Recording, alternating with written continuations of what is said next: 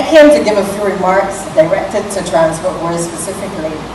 But you know, sometimes you get touched by the Lord and in the place of the Lord. So I'm going to preach a little bit for a few minutes. Because as I listen to the testimonies this morning, you know, the month of August is a very special time for me. This is the month in which I was diagnosed with breast cancer. It was the month where I came to the public of Barbados and said to the world, rather, that I had cancer and I was going overseas. But it was also the month that started the journey with not only this congregation, but a very special lady in this church. And I want to take this opportunity to acknowledge her.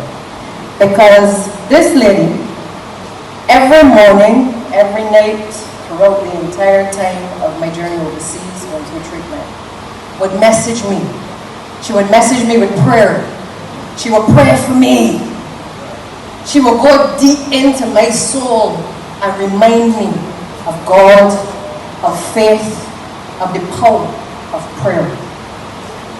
And Pastor Rhoda, you can smile because that person is none other than your wife, Donna.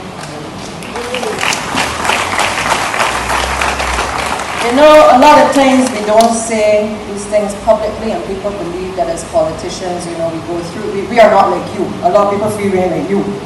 But I want to say publicly, thank you, Donna. It's the first time you have been in here since I have been back here, even though at times I come to church as well, but I'm seeing you in the flesh.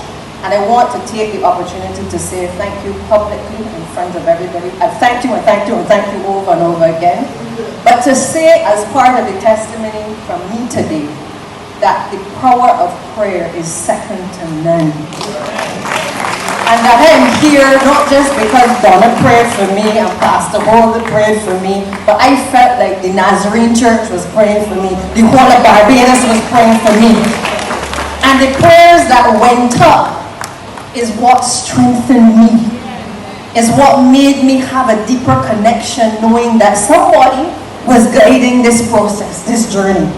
That somebody higher than me had obviously some plan for me that I didn't know about.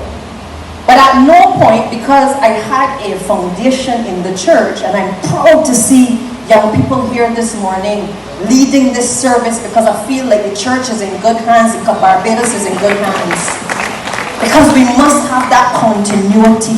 We must have that connection in terms of the older generation and the younger generation being able to have the succession. I grew up in the church. My grandmother was a God-fearing woman. Went to church every Sunday. Was in Sunday school, Bible school, everything, you name it. And I was able, when I was going through my treatment, to dig deep into what I knew as a child to be the right thing, which is to call on God and deliver myself, not just to the doctors, but to put my hands in the Almighty Father.